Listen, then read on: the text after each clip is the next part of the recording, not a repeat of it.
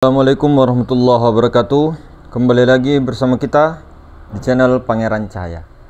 Saudara-saudaraku yang dirahmati Allah Subhanahu wa Ta'ala dimanapun berada, semoga selalu dalam rahimnya Allah Subhanahu wa Ta'ala. Hadirin semulakan, mungkin dari kita sudah sejauh yang kita pikirkan, sudah sejauh yang kita rasakan, atau sejauh yang kita lepaskan semuanya, segala ikhtiar daripada doa juga dilepaskan segala-galanya hanyalah kudrah dan iradahnya Allah. Maka hadirin semulakan Allah Subhanahu wa Ta'ala, namun perlu kita tekankan, perlu kita ikhlasun niyah, artinya tasihun niyah, memperbaharui lagi niat. Karena jangan sampai sebelum kita belajar itu niatnya lurus, namun di pertengahan ini kadang bengkok lagi, pas di terakhirnya juga kadang bengkok lagi. Jadi makanya sifat daripada para sahabat itu adalah tasihun niyah atau ikhlasun niyah, senantiasa memperbaharui daripada niatnya, baik itu sebelum beramal, ketika sedang beramal, dan setelah beramal diperbaiki. Contoh, saya ini sebelum beramal sedekah, ilahi anta maksudi. Kemudian pas mau berjalan sedekahnya itu, berjalannya itu amal itu, ilahi anta maksudi, diperbaiki lagi. Kemudian setelahnya itu baru diperbaiki lagi. Ikhlasun niyah, tashihun niyah, memperbaiki niat, memperbaharui niat, terus diperbarui niat itu. Artinya bukan kita yang berniat di situ. Ini hakikatnya kita sudah tahu ya. Artinya ya siapalah yang berniat kalau bukan Nur Muhammad Rasulullah SAW. Jadi hakikatnya yang berniat itu Rasulullah, yang ikhtiar Rasulullah. Karena Rasulullah ini adalah tajalli daripada Allah Subhanahu wa Ta'ala. Bukan Allah tapi tajalli, tiada lain. Hadirin semulakan Allah Subhanahu wa Ta'ala, maka dari itu ketika sebelum beramal, ketika sedang beramal, dan setelah beramal hendaknya diperbaharui niat itu. Kemudian niat kita biasanya kadang keliru hadirin. Kita belajar ilmu kaji diri, belajar ilmu tauhid, belajar tasawuf, belajar syariat, bahkan itu kita mau belajar ilmu tauhid terutama dengan ma'rifat spiritual lah, kita tanpa sadar kita terobsesi dengan kewalian. Oh, wali itu nanti bisa begini, oh nanti bisa sakti, oh bisa terbang dan sebagainya. Itu sudah salah niat. Itu sudah salah niat. Salah jalur hadirin. Kalaupun Allah Subhanahu wa Ta'ala mau mengangkat seorang insan itu, seorang manusia itu menjadi walinya, kekasihnya, maka itu bonus hadirin. Apa kata ulama-ulama tasawuf zaman dulu yang ketika syakar ini masalah rasa ya, zauq. Seandainya pun Allah Ta'ala ridho saya di dalam neraka, di dalam api yang menyala-nyala, kalau Allah Ta'ala ridho saya di situ, maka saya juga ridho kepada Allah Subhanahu wa Ta'ala. Inilah prasangka yang luar biasa seorang hambanya kepada Tuhan. Nah, sementara kita juga selain daripada niat yang salah itu, niat yang keliru itu, kita juga niatnya begini, menyempurnakan daripada ilmu spiritual itu hanya untuk kepentingan kita sendiri. Nah, itu juga sudah melenceng. Kemudian bedanya ulama-ulama kita dahulu, guru-guru kita dahulu itu, beliau-beliau itu berniat belajar ilmu tauhid, belajar ilmu tasawuf, belajar ilmu ma'rifat untuk menyempurnakan dia punya syariat, muamalahnya, muasyarahnya, ibadahnya, akhlaknya, semua disempurnakan. Belajar itu tadi, belajar adab. Ilmu tasawuf kan adab. Kalau kita tidak belajar ilmu tasawuf, ilmu saja, artinya teori saja, ilmu saja tapi tidak punya adab, untuk apa? Sementara adab itu di ilmu tasawuf, Pak. Kalau ilmu tauhid saja, ilmu syariat saja, tidak ilmu tasawuf, tidak bisa orang bagaimana itu tahu adab itu, tidak tahu. Tidak tahu kita adab kepada baginda Nabi, tidak tahu kita adab kepada orang tua rohani kita, baginda Nabi, tidak tahu kita adab kepada guru kita, tidak tahu adab kepada kedua orang tua kita dan sebagainya. Tidak tahu kepada hewan, tidak tahu adabnya kepada masuk kamar mandi, keluar kamar mandi, adab makan, adab tidur, itu kan adab semua itu. Itu diatur sedemikian rupa di dalam ilmu tasawuf itu, hadirin semulakan. Nah, kemudian adab-adab berzikir, adab-adabnya menyebarkan daripada zikir-zikir itu, ada izinnya apa tidak dan sebagainya. Apakah kita hanya mencuri-curi keilmuan? Nah, misal kita sudah ditalkin oleh toriko yang melarang, memang artinya ketika saya sudah talkin kamu, jangan kamu sebarkan di orang. Itu biasanya toriko muktabaro, artinya toriko yang masyhur ya. Itu memang adab.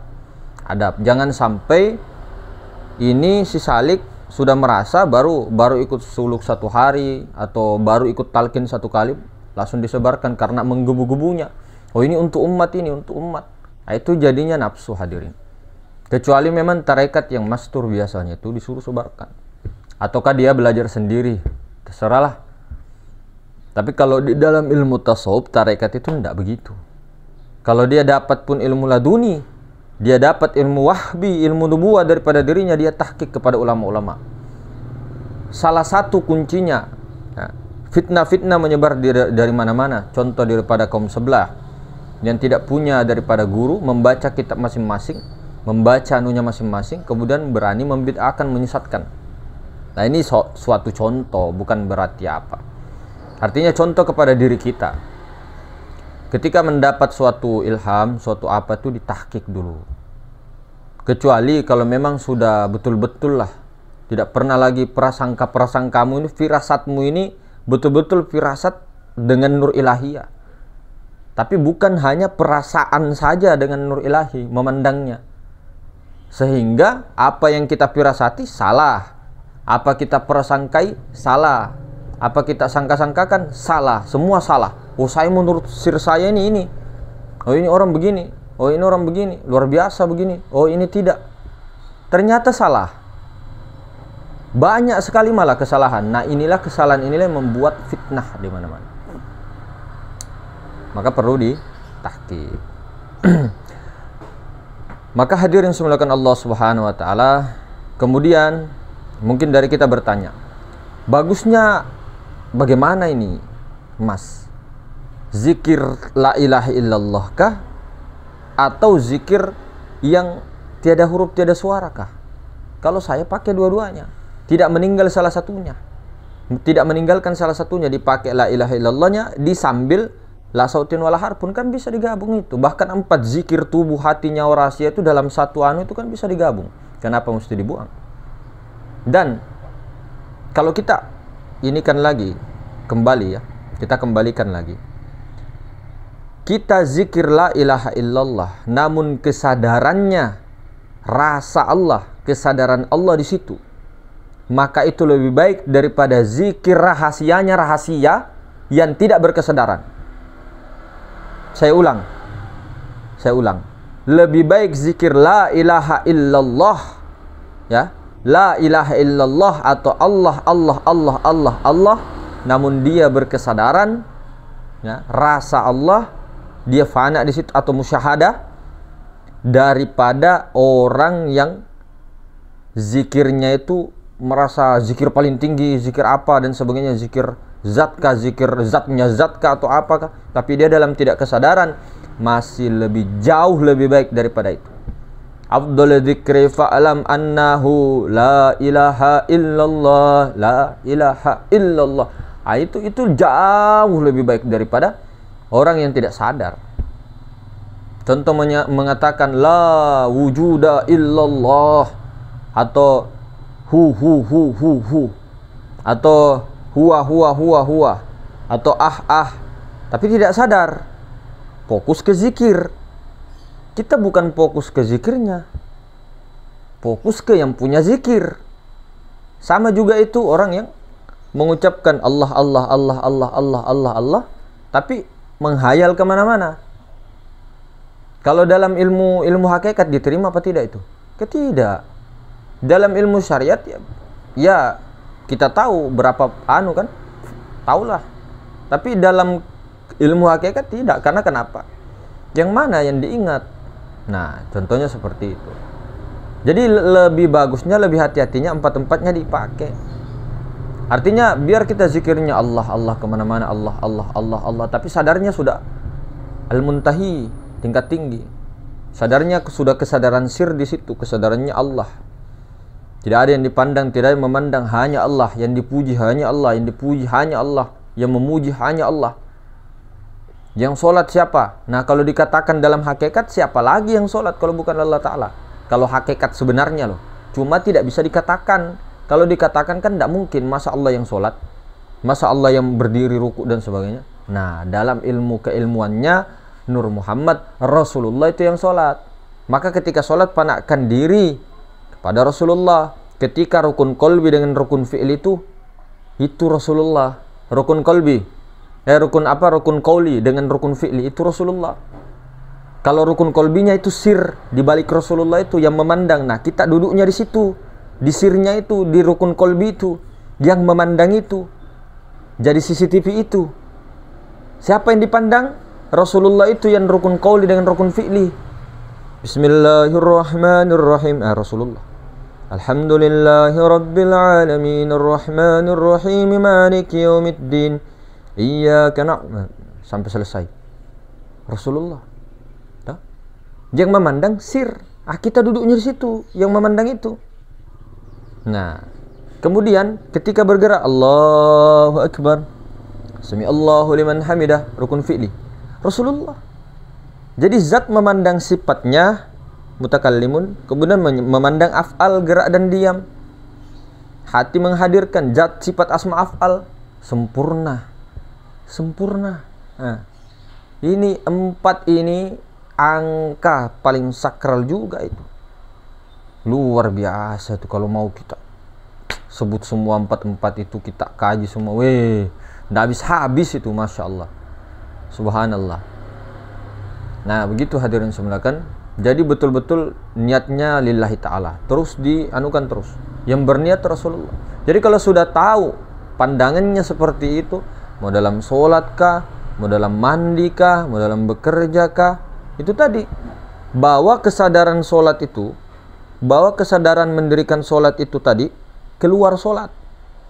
Artinya penyaksian kita tadi itu, nah, ketika di dalam sholat, bawa di luar sholat. Itulah sholat daim. Sholat daim itu bukan hanya di napas.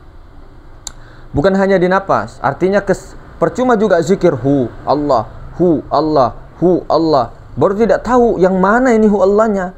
Itu kan bukan daim itu. Kalau fokus napas, bukan juga. Harus kesadaran itu, nah. Kesadaran bahwa sholat itu kan terhubung dia dengan Allah, bukan terhubung dengan napas.